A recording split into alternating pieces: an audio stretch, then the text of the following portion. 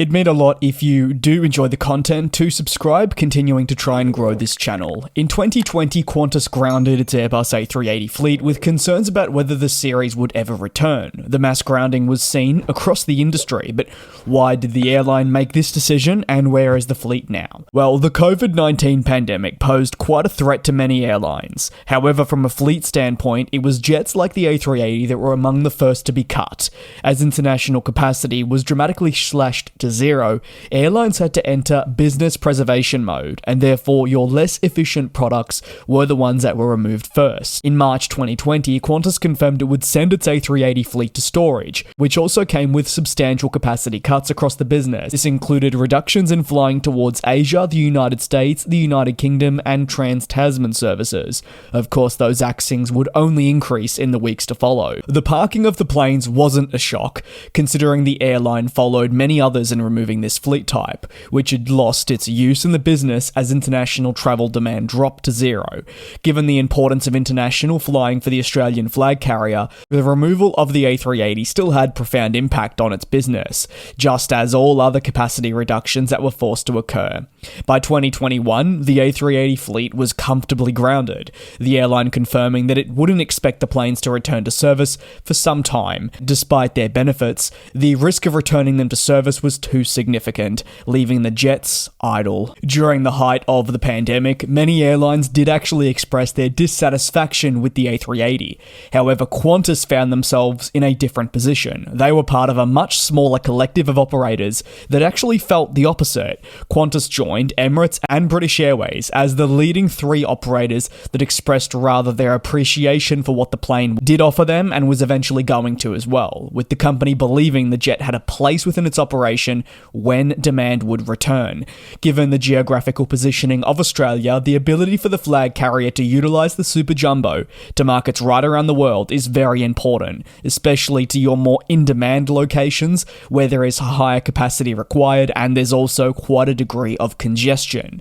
As Qantas continued to commit to returning the A380 to service, it also emphasised plans to complete a retrofit of the A380 product. The refurbishment program, which had already commenced and was therefore confirmed before the COVID-19 pandemic, did still highlight that Qantas had some form of confidence in the type, and while it was certainly a dark period for not just the industry but the broader world, they did see light at the end of the tunnel and believed these strong investments in the overall product would be the right decision. With no Super Jumbo replacement, the airline recognised the need to continue investing in the product it already had at its disposal, albeit grounded, to ensure viability when demand returned, even if this was to be slower than in other markets due to government restrictions that we know hit Australia quite strongly.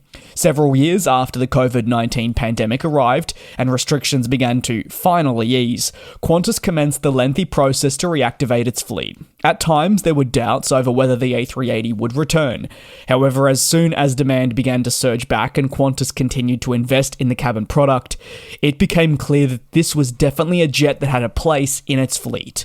Moreover, with the 747 not emerging from the pandemic and 787 deliveries being delayed, alongside the EIS of the A350-1000 not expected for years at this point, the need for the A380 to serve the international network was critical, and while several fleet types alongside the A380 still had to also make the journey back to Australia to resume flying across the network and also satisfy the demand for travel, it was far from a simple process. Additionally, during the reactivation of these planes, there was a lot more focus placed on the world's largest passenger plane in the A380 over any other type. The mission to get these planes back into service, given their sheer scale, was naturally a lot of interest. The Australian flag carrier confirmed in late 2022 that the return of the A380 was one of the most challenging tasks it had undertaken, something it would still believe to this day, with 4,500 hours of maintenance work required to bring the jets back into service in a safe manner. Speaking with Bloomberg at the time, the former Qantas CEO Alan Joyce said that it was a 2-month period to essentially wake up the A380s sitting in that long-term storage for such an extended period, and engineers were working on the jet for quite a period to conduct the work. Areas such as wheel replacements, brake replacements, and other components required full overhauls and refreshes to prepare for the plane to return to eventually Australia, its homeland of course. While all this work is completed, it doesn't mean the aircraft is then just ready to re-enter service. Qantas stated that this was just the first part of the work, with the A380 then heading to another maintenance base for an additional 100 days of work on top of the initial tasks that were conducted. Once the A380s returned to Australia, they would then spend further time in Sydney, with the crew getting familiarised with the jet again and conducting further checks. It's a pretty lengthy process. Despite this, and while work is still going on to fully reactivate the fleet, the jet has a place within the airline's operations and it continues to fly on a daily basis to in-demand international routes. Qantas has already laid out replacement plans for the series, with the A350-1000 expected to take over from the world's largest passenger plane in due course. However, while a replacement exists, the A380 will continue to fly in the Qantas fleet until the mid-2030s at least, with investments in the cabin product certainly making it a lot easier to retain the jet and keep customers satisfied with what they're offering them. Keen to hear your take down below in the comments.